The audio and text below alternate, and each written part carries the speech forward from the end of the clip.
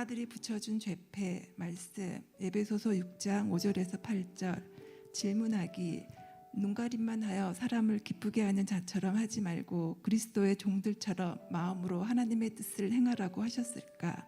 에베소서 6장 6절 말씀 묵상하기 주일 목사님께서 윗질서를 향한 삶의 기준이라는 제목으로 말씀을 전해주셨습니다. 종들이 두려워하고 떨며 성실한 마음으로 육체의 상전에게 순종하기를 그리스도께 하듯 하라고 하셨는데 육체의 상전에게 순종은 직장과 가정에서 윗질서에 대한 대해 순종하는 것이며 예수님께 하듯 하는 것이라고 하셨습니다. 가정, 직장, 모든 관계 속에 상대방의 인격과 능력의 유무, 옳고 그름이 아닌 하나님의 말씀을 기준 삼아 윗질서에 순종하라고 하셨습니다. 세례까지 받은 저는 불신 결혼으로 결혼 생활을 시작했습니다. 종갓집 종손 외며느리 1년에 13번의 제사 그리고 시부모님과 함께 살아가야 하는 것이 무엇인지도 모르고 모르면 무식할 정도로 겁이 없다고 하는데 부모님의 반대에도 무릅쓰고 무식하게 겁도 없이 남편과 결혼을 감행했습니다. 결혼 후 시아버지와 남편의 부도 사건, 경제적 고난, 시부모님의 별거 사건, 남편의 직장 문제로 7년간 주말 부부, 남편 없이 시어머니와의 생활, 이 중에 알게 된 남편의 외도 사건, 서울로 이사오며 남편과 주말 부부 생활은 정산을 하였지만 이사온 서울에서의 전세 사기로 1년에 3번의 이사, 아들의 뇌출혈 사건, 딸의 우울증과 공황장애 등등 아직도 끝나지 않은 나의 고난 환경을 저희 교구에서는 순장님들께서 고난 종합 선물 세트라고 합니다. 이 선물 세트 중 그중에 가장 으뜸은 자녀 고난과 시어머니 고난이 아닐까 합니다. 아들이 중2 때 뇌출혈로 쓰러졌고 기적과 같은 은혜로 회복되기 시작하면서 찾아온 사춘기, 정상적인 아이들도 힘든데 전두엽 근처에서 출혈이 난 상황이라 감정 기복이 더 심할 거라는 그리고 많이 난폭해질 수 있다는 의사의 예견이 조금 더 비껴가지 않은 아들의 폭주는 누구도 예측이 불가한 상황이었습니다. 아이가 몇 달이면 회복될 거라 믿었지만 수년간 나는 학교와 병원, 파출소, 경찰서, 법원을 자주 왕래하며 일어난 모든 상황을 해결하려 동분서주했습니다. 그리고 유독 아들은 할머니에게 더 거칠게 대했고 입에 담지 못할 욕설까지 했습니다. 어느 날 그날도 한바탕 전쟁을 치르고 아이의 감정이 누그러졌을 때 조심스럽게 말을 꺼냈습니다. 엄마에게 화내라고, 짜증내고 욕하라고, 엄마한테 하라고, 할머니한테는 그러지 말라고 했더니 아들은 엄마도 할머니 싫어하잖아. 엄마도 내가 할머니한테 욕하는 거 좋으면서 이중인격자 같이 왜 착한 척해? 둔기로 머리를 맞은 것처럼 멍하니 아무 말도 하지 못했습니다. 나는 겉으로만 보이는 착하고 순정적인 모습이 진짜 그런 사람인 것처럼 나도 속고 남도 속이며 살아온 나의 본 모습을 들켜버린 것입니다.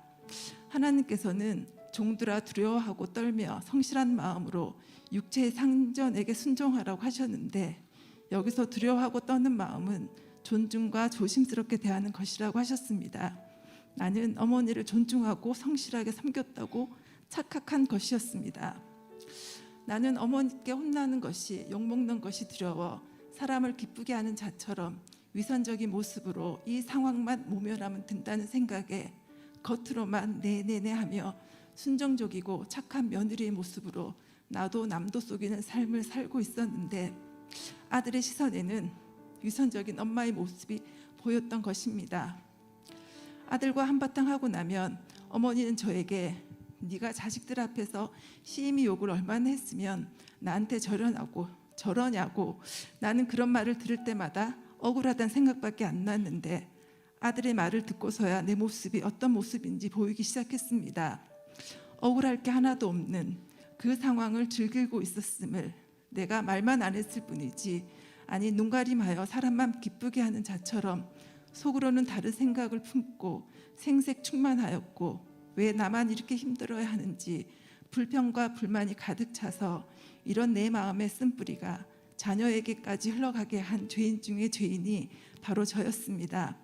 그날 이후 난 어머니께 어떤 말을 들어도 억울하다는 생각이 들지 않았습니다. 제자훈련과 사역훈련, 순장 파송을 통해 하나님께서는 나를 말씀 있는 자리로 이끌어 주셨고 나의 고난의 말씀을 해석할 수 있도록 도와주셨습니다. 억울하고 분하였고 나만 참기 힘든 고통을 당하고 사는 것이라고 생각했는데 나로 인해 나의 자녀들이 그리고 남편과 시어머니 또한 상처받고 힘들다는 것이 처음으로 깨달아지기 시작했습니다. 나의 이 고난의 환경 또한 하나님께서 정하신 일이라고 하십니다. 직장 생활을 하면서 더욱 100% 오르신 하나님을 신뢰하게 하셨습니다. 회사에서 내가 맡고 있는 저희 팀의 직원은 300명이 넘습니다. 같은 성격이 한 명도 없는 많은 사람들과 업무를 합니다. 다수의 매니저들이 팀원들 때문에 힘들어하고 스트레스를 많이 받습니다. 하나님께서는 미리 아시고 저를 가정에서의 많은 훈련으로 인해 직장에서 사람에 대한 스트레스는 많지 않습니다. 몇 주, 몇 년의 훈련으로는 내가 성숙한 사람으로 변하기 쉽지 않기 때문에 오랜 시간 동안 나를 위해 시어머니와 자녀들이 수고하고 있다는 것이 성령 충만할 때는 깨달아집니다.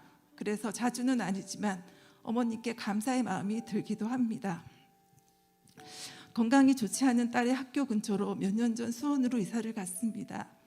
오로지 딸 때문이었는데 이사하고 2달이 안 되어 딸은 휴학을 했고 친구와 자취를 한다고 집을 떠나버렸습니다. 이해되지 않는 사건들 가운데 저의 영적 체력도 바닥이 나버렸고 굳이 교회를 멀리 다닐 필요가 있을까, 근처 교회로 옮길까 생각도 했습니다.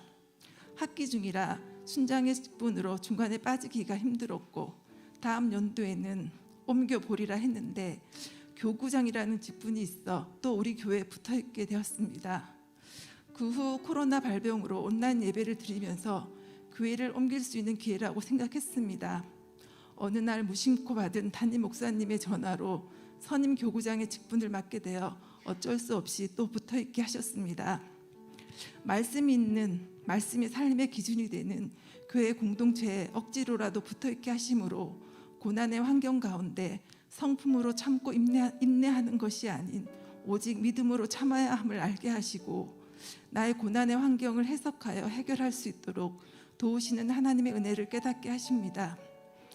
아직도 해결되지 않는 많은 고난 가운데 있지만 이것이 고생으로 마감하지 아니하고 소망이 되고 나의 구원과 가족 구원의 사건으로 이루어 주시고 이 사건들이 약재료가 되어 나도 살고 남도 살리는 사명을 감탄케 하신 하나님께 감사드립니다.